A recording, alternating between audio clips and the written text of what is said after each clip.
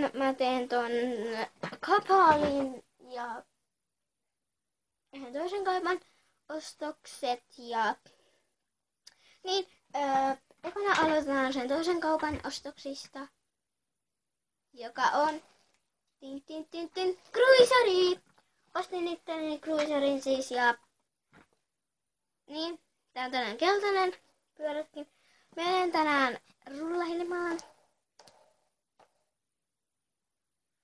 Ja niin, sitten mennään Kapaalin ostoksiin. Ostin itselleni tällaisen paidan. Tällaisen. Tämä maksoi 5 €. Tämä paita. Ne oli siis jotenkin alennuksessa. Sitten otetaan. Onks tää muu? On tää.